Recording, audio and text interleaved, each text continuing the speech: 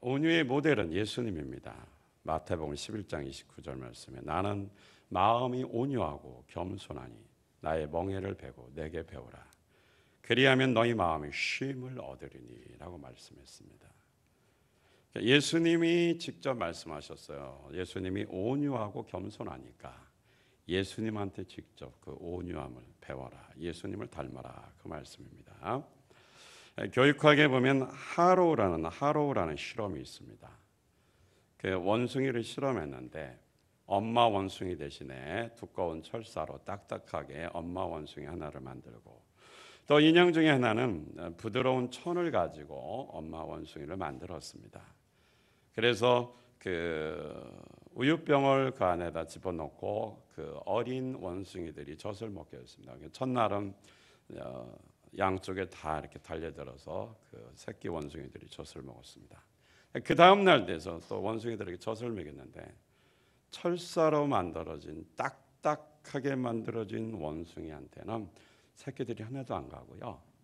부드러운 천으로 만들어진 인형 그 엄마 원숭이한테 가서 다 젖을 먹더라는 것을 이 교육학자, 심리학자인 이 하로우라는 사람이 발견했습니다. 그래서 인간관계도 날카롭고 딱딱하고 매정하고 이렇게 매정한 사람보다는 부드럽고 온유한 사람을 찾고 그런 사람을 좋아한다라는 것입니다. 같은 재능, 같은 기술, 같은 능력을 가진 사람이라도 사람들이 원하는 사람은 온유한 마음을 가진 사람이라는 것을 교육학자이고 심리학자인 이 사람이 발견했다고 해서 하로우 실험이라고 합니다. 오늘 성경에서 예수님께서 말씀하셨죠. 온유한 마음을 배우라는 것입니다. 그것이 예수님의 명령입니다. 자, 오늘 이 대한민국을 살펴봅시다. 지금 그 자그마한 단체나 개인이나 누구든지 나라에서 조금만 자기에게 손해를 끼친다 생각하면 사람들이 모여서 데모합니다. 그래서 서울로 몰려가고 뭐 유치원도 보면 몰려서 쫙 올려가서 뭐를 해달라고 그러고 달라고 그러고 지원해달라고 그러고 하여튼 마음에 안 들면 여론을 조작합니다. 그래서 막 소리치고 악을 쓰고 막 부시고 뭐 조금만 안 맞으면 하여튼 촛불 들고 나가고 애들이고 어른이고 난리가 납니다.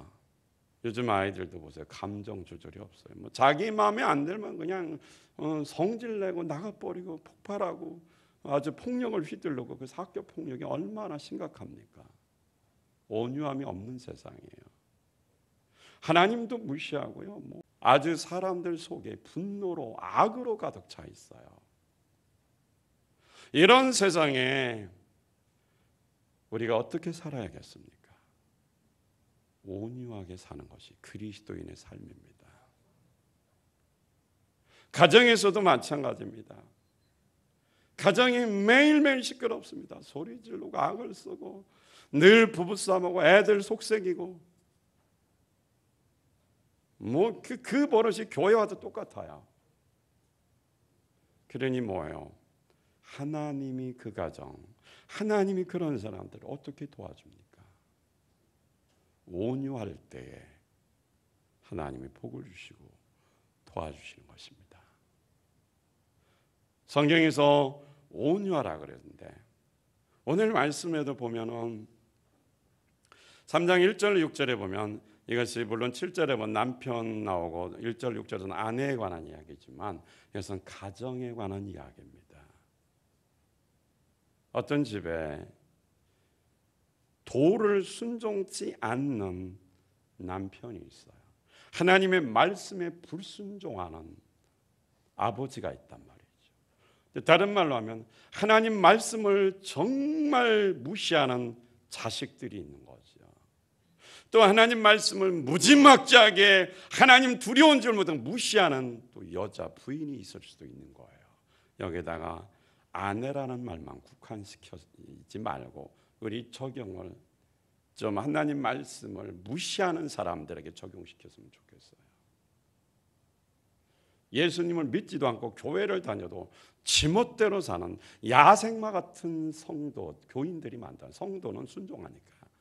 이런 불신자들, 불순종하는 사람들이 집안에 있을 때 그들을 구원시켜야 될 거 아니에요. 그들을 구원시키는 방법은 4절 말씀이에요. 시작. 오직 마음에 숨은 사람을 온유하고 안정한 심령에 썩지 아니할 것으로 하라. 이는 하나님 앞에 값진 것이니라. 오직 마음에 숨은 사람, 이건 무슨 말이냐면 자기 마음이 온유해야 된다라는 것입니다. 그러니까 여기서 남편이 속색이고 문제를 일으킵니다. 술 먹죠, 담배 먹죠, 기집질하죠, 바람났죠, 물질 갖다 돈 갖다 쓰죠, 벌어오지도 못하죠, 맨날 집 담보 빼서 돈 빼서 다 망하게 만들죠, 애들 두들겨 패죠, 그냥 인간으로서는 인격적으로는 완전히 인간이야, 최저질이야, 뭐 이런 삶을 사는 사람이 있다고 치자고요. 또 애들도 마찬가지로 공부도 못하죠, 멍청하죠, 가서 싸움하면 얻어 터지죠. 때리라는 얘기는 아닌데, 뭐 이건 말귀도 못 알아듣죠. 말하면 하나를 알아들어야 돼. 10개도 못 알아듣고 하나도 못 알아듣고, 이거 숨 막히는 사람들이 집안 식구에 있다고 치자고요. 그냥 연예인처럼 막 옷은 입고 멋은 내고 머리에 막 그냥 후커즈는 세우고 파마는 하고 뭐 얼굴 찢어가지고 성형수술하고 눈도 찍고 입도 찍고 갖다 떼워 붙이고, 돈이란 돈은 다 갖다 쓰고 아주. 또 부인이라고 있는 것은 남편이 교회 가면 못 가게 하고 교회를 하면 놀러 가자고 그러고, 그냥 뭐 애는 안 가르치고 통장에 저금만 들고, 이런 무식하고 못난 여자가 있다고 생각치자고요. 이럴 때는 너무너무 화날 거예요. 무능한 남자하고 사는 여자 생각해 보세요. 이 돈도 못 벌어도 돈 갖다만 쓰기만 하지, 일만 저지르지, 툭하면 차 바꾸지, 이런 사람하고 산다고 치자고요. 취직 전에 좀 다니다가 잘리고 그만두고 보니까 집안이 한 번도 어떻게요, 안정되게 살아본 적이 없는 그런 남자하고 산다고 치자고요. 그러니 뭐 집안 꼴이 그 집은 제대로 되겠어요? 애들도 똑같이 그렇게 그걸 본 게 그거밖에 없으니까 다 무능하고 게으르고 나태하고 공부하기 싫어하고 무식하고 모자라고, 이런 사람만 집안에 가득 찼다고 생각해 봅시다. 만약에 그게 엄마라면 그 집에 살고 싶지 않을 거예요. 남편 보면 막 혈기 나고, 자식 보면 혈기 나고, 또 친척들이라고 옆에 있는데 보면 전부 다 아주 그냥 괴롭히는 사람만 있다고 치자고요. 이런 집안에서 숨 못 쉰다고요. 근데 성경은 말하기를요, 그럴수록 마음이 온유하고 평안해야 된다는 것입니다. 그럴수록. 왜? 그런 정말 열악한 환경, 살 수 없는, 숨쉬고 숨 막혀서 절대로 질식할 것 같은 그 집안에서 그가 온유한 마음으로 섬기고 사랑하고 보살필 때 그 예수님의 모습을 보고 뭐예요? 그가 구원을 얻을 수 있다라는 것입니다. 거기서 끝장내버리면 구원은 사라져버려요. 여기서 온유하다라는 뜻이 뭡니까? 이게 참 중요합니다. 그러니까 온유하고 싶은데 안 되죠. 이게 문제입니다. 누가 몰라요? 온유하고 싶은데 안 되는 거예요. 왜 안 되느냐? 야생마라 안 되는 거예요. 야생마는요, 자기 멋대로 삽니다. 길들여지지 않아서요, 뛰긴 잘 뛰어요. 야생마는 지치지 않고 뜁니다. 자기가 가고 싶은 대로 가는 거예요. 얼마나 잘 뛰는지 몰라요. 그래서 만약에 야생마가 경주대회에 나가면 법대로만 뛴다면 1등 할 겁니다. 지치지 않는 체력으로 뛰는 게 야생마입니다. 문제는 뭐예요? 다듬어지지 않는 거예요. 자기 멋대로, 자기 생각이 법이에요. 다른 사람 신경 안 써요. 사회의 법이 있다, 윤리적인 법이 있다, 또 관습법이 있다, 헌법이 있다, 이 상관없어요. 그냥 자기가 법이에요. 자기 멋대로 사는 사람. 교회는 다니는데, 설교는 듣는데, 말씀은 듣는데 자기 멋대로 사는 야생마 교인이 얼마나 많은지 몰라요. 이런 사람은 온유하지가 않아요. 야생마가요, 아무데나 보고 뛰면 안 돼요. 절벽 100m 낭떠러지게 절벽 있는지도 모르고 죽자사자 야생마가 막 힘이 있다고 막 뜁니다. 그러면 어떻게 나중에 절벽 아래로 날아가는 줄 알고 날아간대. 나중에 보면 곤두박질해서 절벽 아래 떨어지면 그 야생마는 어떻게 되겠습니까? 야생마 시체도 못 찾아요. 그게 야생마의 최후입니다. 영적인 야생마의 최후가 뭔지가 보이지 않습니까? 이런 야생마같이 자기 멋대로하고 자기가 법이고 자기 생각에 자기만 옳다고 생각하는 이 못된 근성을 가진 야생마, 길들여져야 돼요. 조련사에 의해서 길들여져야 돼요. 헬라어에 프라우테스라는 말이 있습니다. 이 어원적인 배경이 있어요. 바로 야생마입니다. 원래는 야생마를 식용으로 잡아먹으려고 잡아왔는데 너무 힘이 좋고 먹기는 아까운 거예요. 그래서 조련사가 야생마를 길들입니다. 그렇게 자기 멋대로 달리던 야생마, 조련사의 손에 붙들려서 훈련받고 길들여지는 순간에 순한 양처럼 주인의 말에 고분고분 복종하기 시작합니다. 가라 그러면 갑니다. 달리라 그러면 달립니다. 서라 그러면 섭니다. 따라서 합니다. 야생마 같은 나, 길들여져야 한다. 이런 야생마 훈련시켜 나중에 교통수단으로 쓰는 거예요. 그래서 주인의 말에 복종하고 길들여진 말이 되었다. 그러니까 야생마의 야성은 죽고 오히려 온유하게 되는 것입니다. 부드럽고 순종하고. 이 말이 바로 프라우테스라는 말이에요. 거칠고 난폭한 성품이 없는데 주인의 손에, 조련사의 손에 길들여져서 아주 유순하면서도 순종을 잘합니다. 그렇다고 해서 무조건 부드럽고 친절한 게 아니에요. 때로는 차갑고 강력할 때가 있어요. 온유라는 것은 죄에 대해서는 단호하게 거절하고 하나님을 선택하고 그 말씀 앞에만 절대적으로 순종하는 성품이 바로 온유입니다. 부드럽다고 해서 죄를 받아주는 건 아니에요. 자기 자신이 어떻게 해요? 법이 아닌 길은 가지를 않습니다. 얼마 전에 초등학교에 운동회가 있었습니다. 점심시간에 성도 한 분이 오라 그래서 갔어요. 가서 보니까 계주를 하고 있더라고요. 400m인지 1000m인지는 모르겠어요. 근데 저학년부터 뛰기 시작합니다.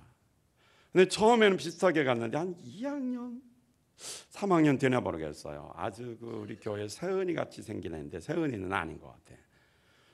비슷하게 생긴 애인데 제가 볼 때 30m, 50m 떨어진 것 같아요. 얘가 뛰다가 안 되니까요. 이거 얼마나 씩씩하게 잘 뛰는지 모르겠어요. 뒤에서 따라라. 정말 용감해. 야생마 같아요. 자, 신나게 뛰더라고요. 갑자기 뛰다가 있잖아요. 라인으로 이렇게 뛰어야 되는데 딱 꺾더니 그 중간 하프라인을 탁 꺾어서 그냥 쫙 뛰어가는 거예요. 그러니까 안 된다고 가지 말라고 막 학생들이 소리치고 선생님들이 소리치고 부모들이 가지 말라고 하는데 얘는 소용없어요. 무조건 쟤 이겨야 되는 거야. 그러니까 막 뛰거든요. 잡더라고요. 그게 비슷해졌어요. 얘는 막 통쾌한 거예요. 자기가 이긴 거예요. 얼마나 신나게 뛰는지 몰라요. 야생마는 뛰기만 하지 법을 지킬 줄을 몰라. 길들여져야 그게 주인의 말대로 순종해서 법대로 뛰는 거예요. 뛰기만 한다고 1등이 아닙니다. 결국은 뭐예요? 야생마니까 자기 생각에는 자기 어떻게 해요? 계산에는 이기고 승리했다고 갔는데 결론 나와서 이미 그 팀은 뭐예요? 아무리 뛰어도 뭐예요? 법을 어겼기 때문에 진 거예요. 이겨도 진 거예요. 여러분들이 야생마로서 길들여지지 않고 자기 멋대로 자기 생각대로 세상에서 성공했다고 칩시다. 결국은 멸망입니다. 왜? 야생마로 살았기 때문에. 하나님 말씀을 지키지 않는 온유한 법대, 온유해서 주인의 말에 순종해서 경주하지 않았기 때문에 이미 그는 시작도 패배자요 끝날 끝도 패배자가 되는 것입니다. 그래서 야생마는 길들여지면 훌륭한 종마가 되는 거예요. 주인이 아주 주인에게 쓸모 있는 자가 되는 것입니다. 그래서 온유라는 것은 외유내강입니다. 겉으로는 약해 보여도 내적으로는 강하고 담대하고 누가 무슨 말을 해도 흔들리지 않고 절대로 법에 어긋나는 말씀 앞에 절대로 타협하지 않고 말씀을 거역하는 것에 타협하지 않고 그 말씀대로 갑니다. 그리고 흔들리질 않아 평안합니다. 그래서 야생마는 길들여져야 돼요. 야생마 같은 우리가 주님 손에 붙들려서 길들여져야 온유하게 되는 것입니다. 하나님의 손에 붙들려서 훈련받고 길들여져야 온유한 마음이 생겨서 온유한 자의 복을 받게 되는 것입니다. 길들여진 온유한 성품이 만들어져서 그 온유함이 나타날 때에 드디어 그 가정에 변화가 일어나는 것입니다. 구원의 역사가 있는 거예요. 도를 순종치 않는 자 한 사람만 그 가정에 자녀들 중에 한 사람이라도 온유하다면 엄마 아빠가 변화가 일어나요. 남편 한 사람이라도 진짜로 온유하지만 그 가정에 아버지가 변하면 얼마나 좋을까요? 더 확실한 변화가 일어나겠죠. 엄마 한 사람이라도 온유하다면 그 가정에 변화가 일어나요. 당신이 자기 멋대로 사니까 가정이 쑥대밭처럼 고통 속에 사는 것입니다. 편할 날이 한 번도 없는 거예요. 되는 듯 하지만 멈춰지고 무너지고 되는 듯 하지만 또 부도나고 위기가 다가오는 것입니다. 하나님 앞에 자기 마음대로 살았거든 길들여져야 돼요. 그래야 어떤 성품이 만들어져요? 온유한 성품. 온유해지시기를 축복합니다. 모세라는 사람 잘 알죠? 모세는 하나님의 은혜로 바로의 공주의 아들로 40년 동안 애굽 이집트라는 나라에서 최고의 엘리트 교육을 받았습니다. 그때 당시에 문명, 철학, 어떤 사상, 최고의 선생님을 통해서 최고의 지성인이 되었어요. 그리고 운동도 배우니까 운동도 정말 고수였습니다. 얼마나 잘하는지 모르죠. 아마 장군이었을 가능성도 있고 왕자였으니까요. 그런데 하루는 자기 백성이 애굽의 감독에게 일하다가 채찍에 맞는 모습을 보고 이 분노가 치솟아서 몇 대 때렸는지 모르지만 제 생각에는 그냥 한 대 때렸는데 그 사람이 죽어버렸어요. 실수로 죽인 게 아니에요. 의도적으로 한 방 때린 거예요. 그 사람이 죽었어요. 급소를 아는 사람이에요.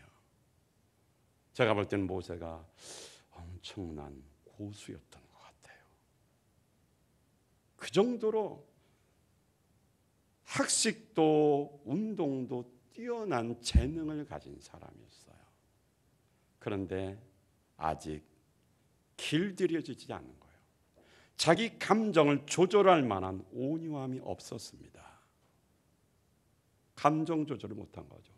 의분이었지만 분노가 일어나는 사람이 폭발해버린 것입니다. 세상에 아무리 뛰어난 교육을 받아도 사람은 온유하게 길들일 수 없습니다. 하나님의 손에 붙들려서 조련받아야만 온유해질 수 있습니다. 하나님의 손에 지배를 받아야지만 그 인간 사람 될 수 있습니다.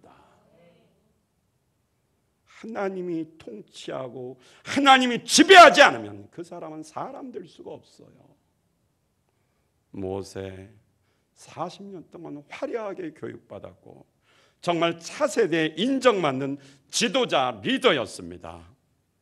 한 번에 사람 그 감정 조절 못한 온유함이 없는 이것 때문에 사람을 죽인 이 결과로 인해서 이스라엘 백성들에게도 인정 못 받고 애굽에서는 사형소니까 잡히면 어떻게 죽게 됩니다.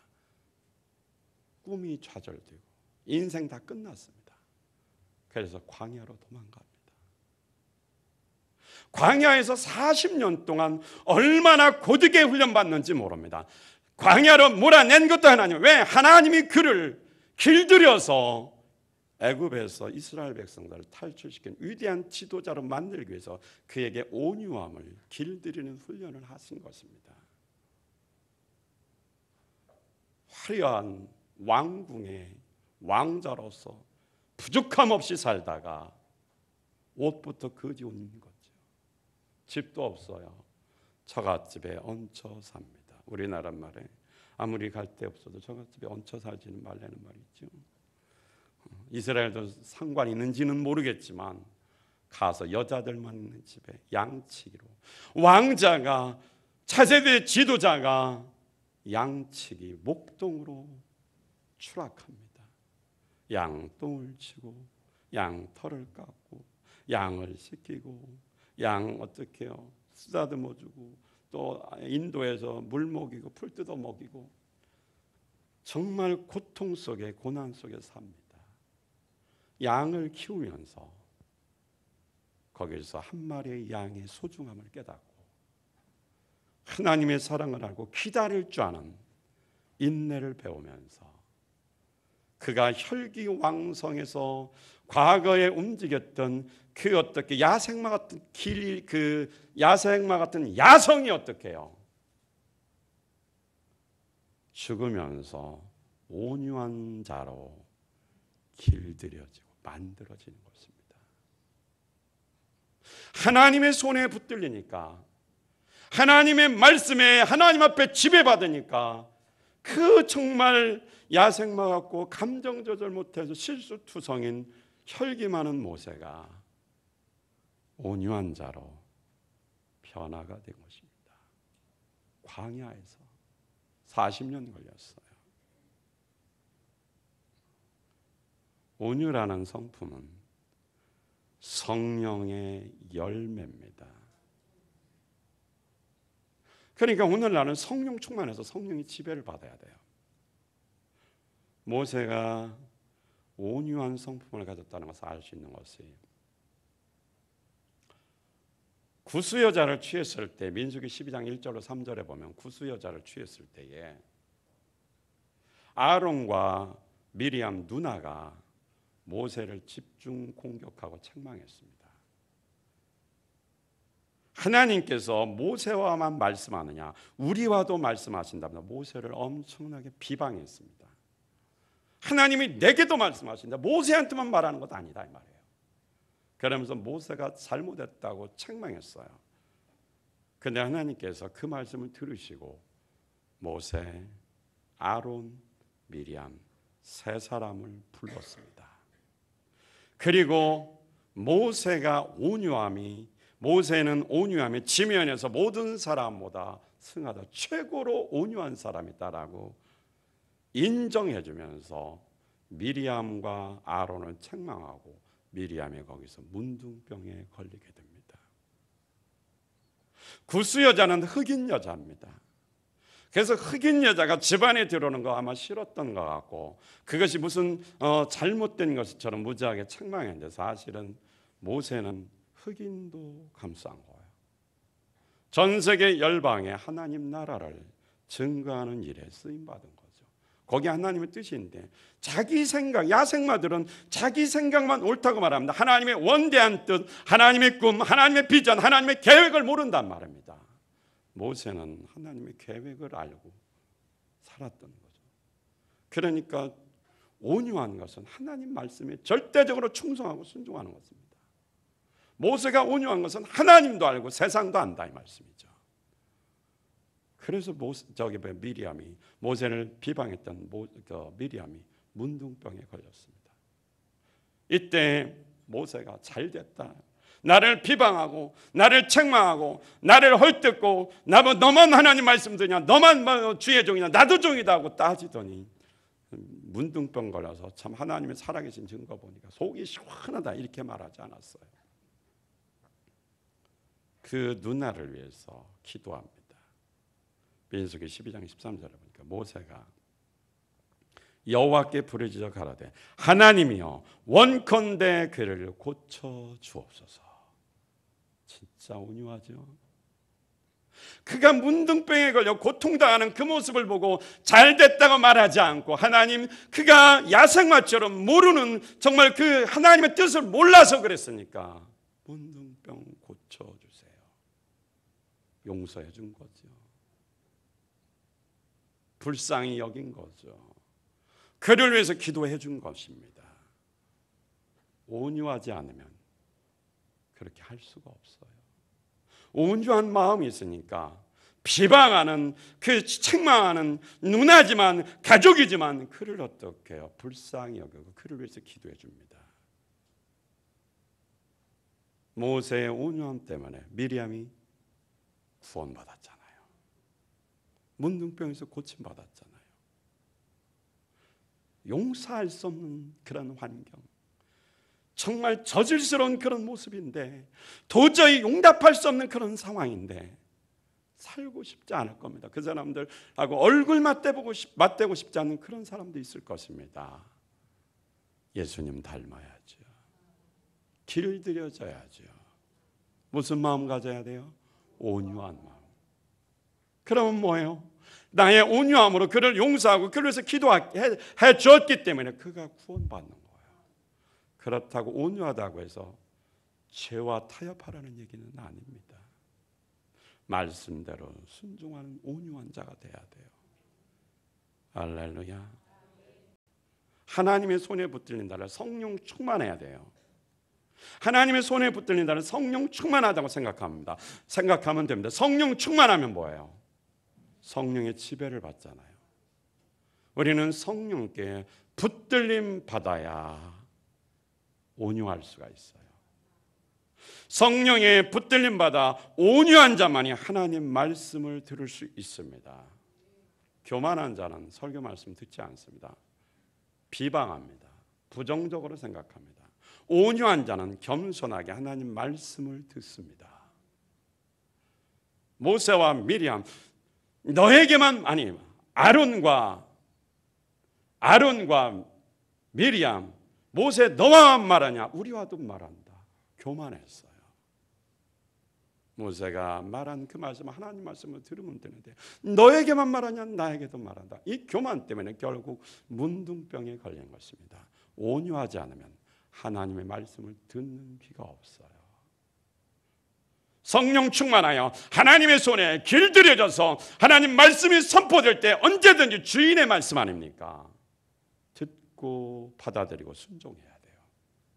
그럴 때 값지게 쓰임받는 것입니다. 그리고 또 하나 중요한 것이 있어요. 말씀을 전하는 자도 온유한 마음으로 해야 돼요. 죄는 타협하지 않지만 하나님의 말씀을 그대로 줄 수 있어야 돼요.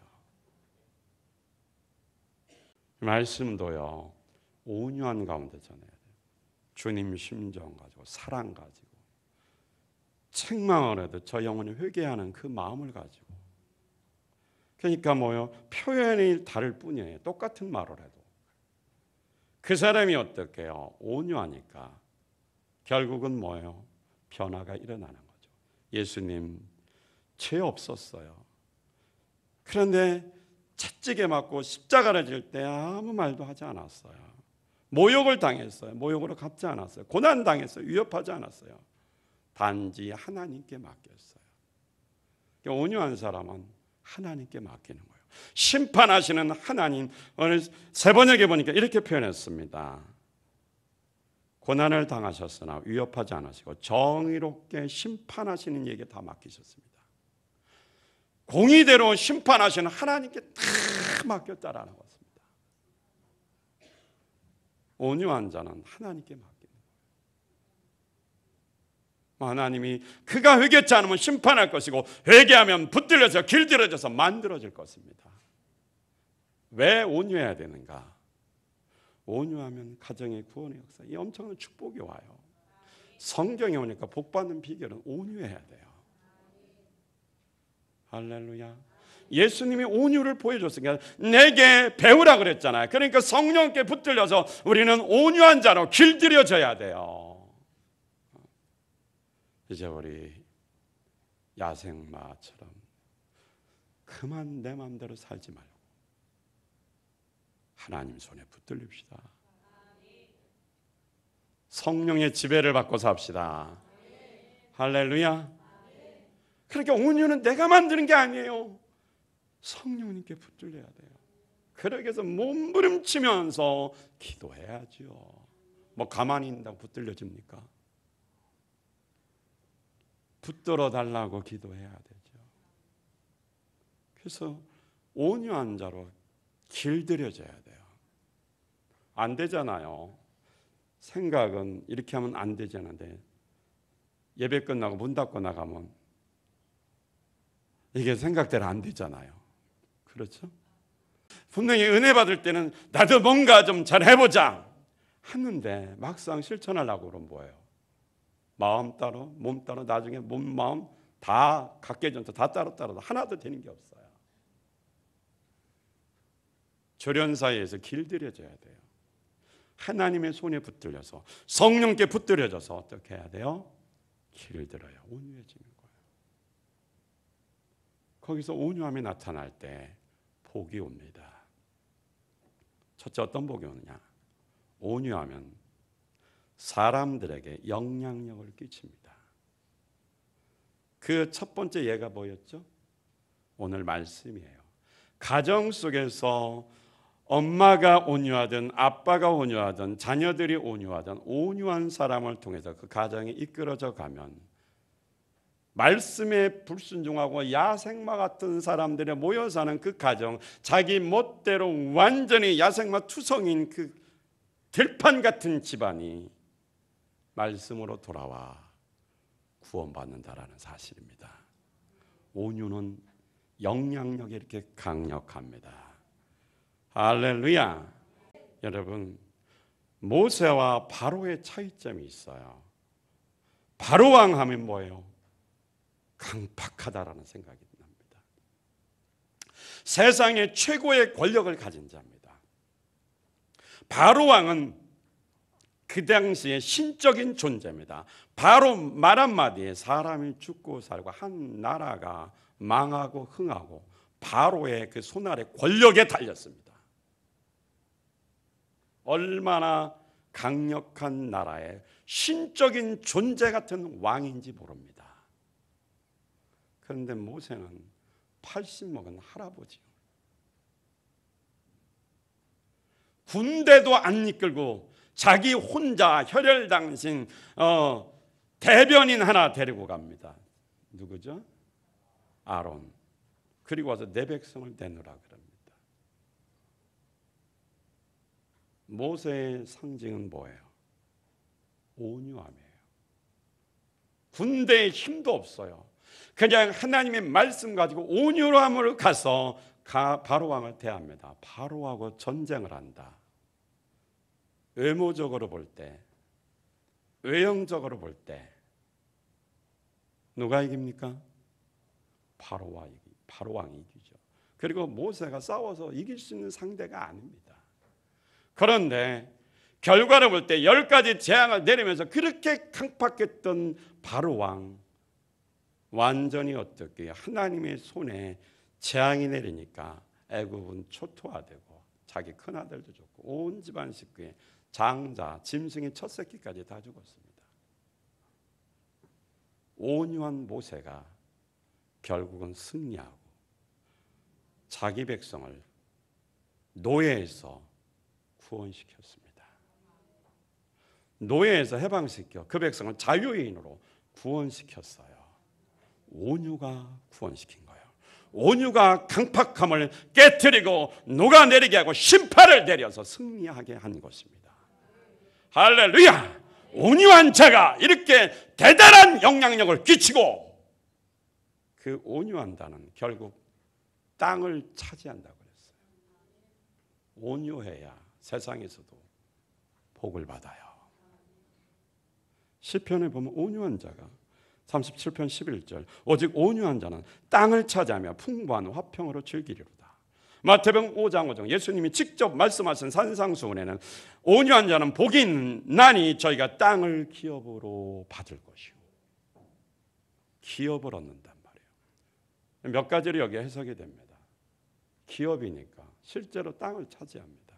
여기서 땅을 차지한다는 건 가나안 땅 주신다라는 거예요. 내 백성이 온유할 때 가나안 땅을 주겠다. 온유해서 모세의 온유함을 통해서 가나안 목전까지 인도해서 그 백성 들어갔어요. 땅 얻었어요? 못 얻었어요? 얻었죠. 두 번째로 하나님 나라 기업은 천국에서 오는 겁니다. 하늘나라 상급이에요. 그런데 하나님 나라 상급도 이 땅에서 이루어지는 것입니다. 이 땅에 하나님 나라가 이루어지는 거예요. 예수 믿고 구원받은 사람들의 모임 그 자체가 하나님 나라입니다. 온유한 자가 있을 때 아까 말했죠. 구원에 영향력을 끼쳐서 하나님 나라의 삶을 살게 되는 것입니다. 축복이죠. 우리 성도님들이 잘 되기를 축복합니다. 영적으로 또 가정이 또 삶에 있어서 범사의 모든 일에 잘 되기를 원합니다. 복받기를 원합니다. 어떤 사람으로 길들여져야 돼요? 온유한 사람. 당장 눈앞에 보면 강하고 매섭고 이런 사람이 잘 될 것 같지만 온유함이 결국은 형통이고 축복입니다. 강팍은 무너지게 되어 있어요. 바로의 군대가 어마어마한 것 같죠. 거기에 굴복하면 잘 먹고 잘 살 것 같죠. 그러나 80 노인의 할아버지 그 온유함이 그 강대국을 무너뜨려버리고 바로왕도 무너뜨리고 그 군대도 무너뜨리고 하나님의 손에 그 능력으로 구원시키고 그들을 광야로 인도하고 가나안 땅으로 인도합니다. 온유함은 이렇게 엄청난 축복이 옵니다. 길들여져야 하나님이 예비하신 축복을 받아요. 저와 여러분 온유한 자로 주님 손에 붙들려 성령의 지배받아 길들여져서 하나님이 주신 이런 영적인 영향력, 땅을 기업으로 얻는 축복, 그 다음 말씀 보니까 삶이 평안한 거예요. 온유해야 결국은 뭐예요? 사람을 얻게 되고 구원이 있고 평안하고 거기에 모이게 되고 부흥이 있게 되는 것입니다. 사랑하는 성도 여러분, 온유의 축복을 받읍시다. 온유의 축복을 받읍시다. 혹시 당신이 야생마 같거든 하나님의 손에 맡기시기 바랍니다. 내가 나를 훈련시킬 수 없어요. 내가 나를 길들일 수 없어요. 좋은 조련사 예수 만나야 돼요. 좋은 조련사 성령님을 만나야 돼요. 그 손에 붙들렸을 때 모난 것 다듬어지고 방향 모르고 제멋대로 뛰던 죽을 자리인지도 모르고 뛰던 거 법대로 뛰게 되니까 경주를 하면 워낙 잘 뛰니까 조절하면서 뛰고 주인의 말을 순종하니까 1등할 수밖에 없는 거예요. 온유한 자로 만들어집시다. 온유하면 복을 주신다고 그랬으니까 주님 손에 붙들려 온유한 자로 훈련받아 길들여져서 온유한 자가 되고 온유한 가정이 되고 온유한 교회가 돼서 하나님이 오늘 약속한 이 축복받는 주인공 되시기를 주님의 이름으로 축원드립니다. 할렐루야! 기도합시다.